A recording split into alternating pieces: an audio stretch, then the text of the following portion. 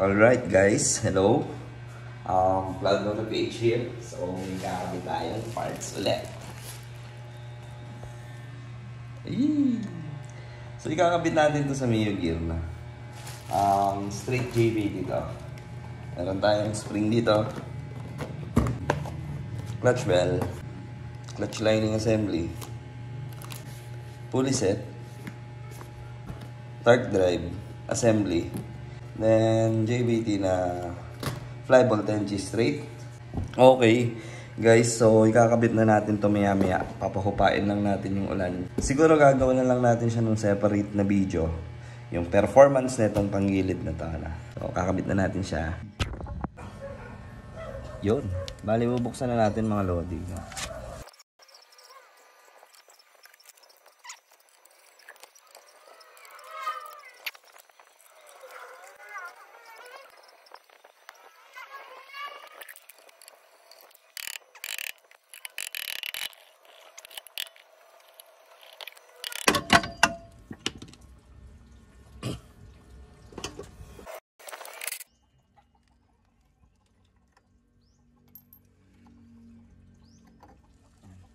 Okay pa naman siya, di ba?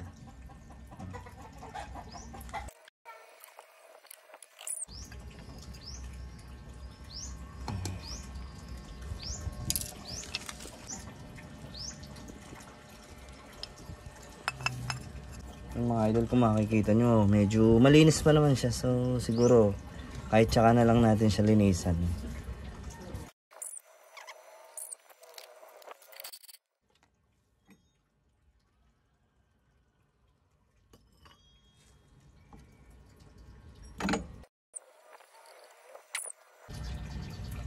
Lalagyan lang natin ng konting grasa.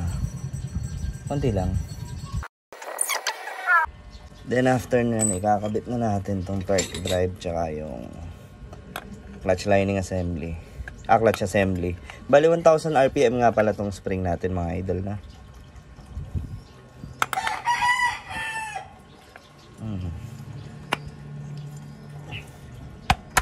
Yan, di ba? So fit siya. Medyo makunat nga lang ng konti. Okay. Then yung spring. Yan. Then yung spring tsaka yung seat nung spring. Kukunin muna natin siguro. Dito.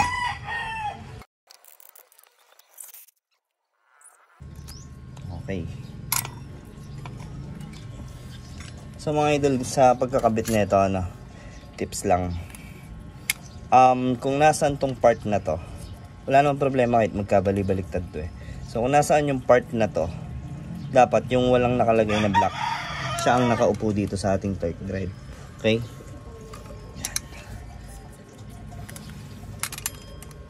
Yan. Okay na. Fresh na fresh. Lagyan natin ng basahan, baka magalit si boss eh. Yan. Then after nyan yung ating clutch assembly, syempre, so yun ay itsura nya na. Make sure lang na nakafit siyang maigi. Tapos yung bagong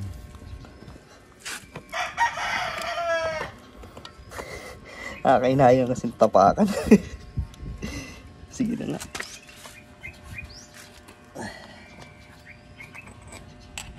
Yan. Make sure lang na hindi ito misthread ng mga lodi para iwas sira din. Okay, then sisikipan na natin siya.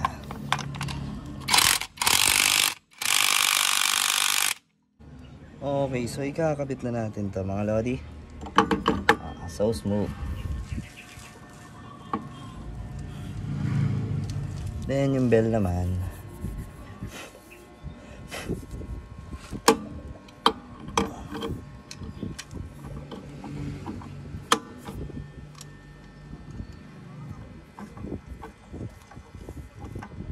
okay.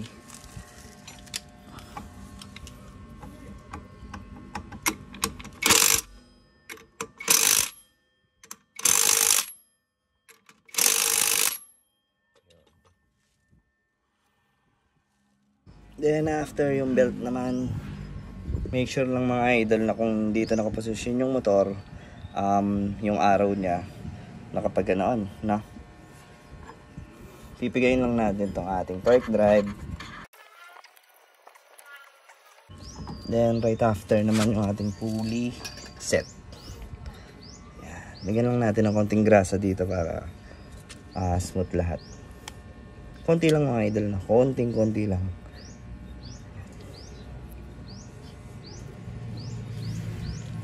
Yung mga flyball, anim na yan.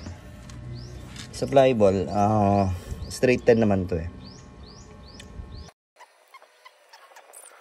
Then back plate. Tapos yung pinaka bushing niya. Ito. Yan. Tapos kakabit natin siya dito. Kita ba? Yun.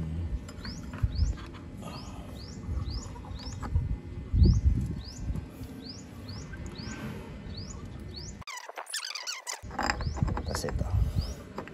Okay. Ganda. Then right after naman yung kanyang crown washer.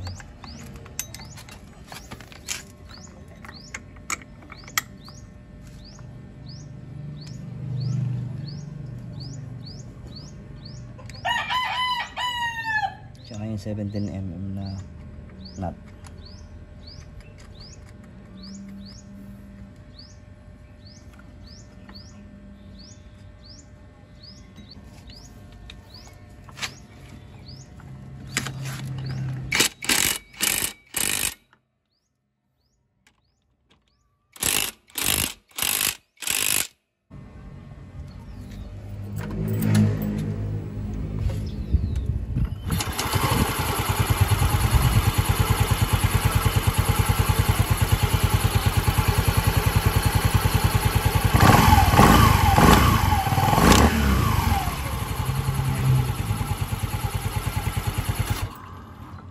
Okay guys, nakita nyo naman na lang kapag pag yung belt natin, no? Since brand new yung mga parts natin, maliban lang dun sa belt ay hindi naman siya namamagpag.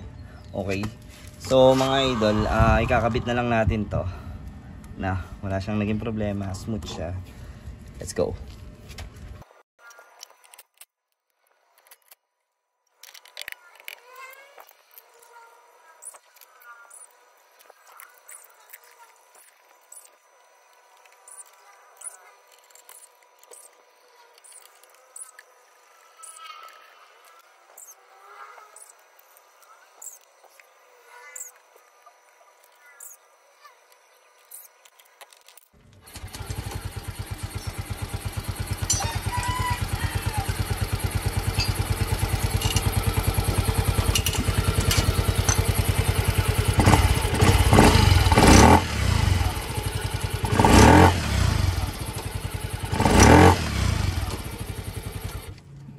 Okay, mga idol, so nakakabit na natin siya. Nakita niya naman medyo meron siyang additional torque since stock to. So hindi ako mag-expect ng, alam mo na, yung plus 20, plus 30. So yun, okay na. So gagawa tayo soon ng another video para sa torque, sa top speed, basta regarding sa performance na itong JBT straight natin. Stock engine lang naman siya. Naka-open lang yung kanyang throttle body. Then soon, since gumaanda rin yung speedometer cable natin, gumagana siya, bibigyan natin to ng video kung suswertehin tayo na super open yung kalsada na. Yun lang mga idol, thank you sa panonood, bye bye.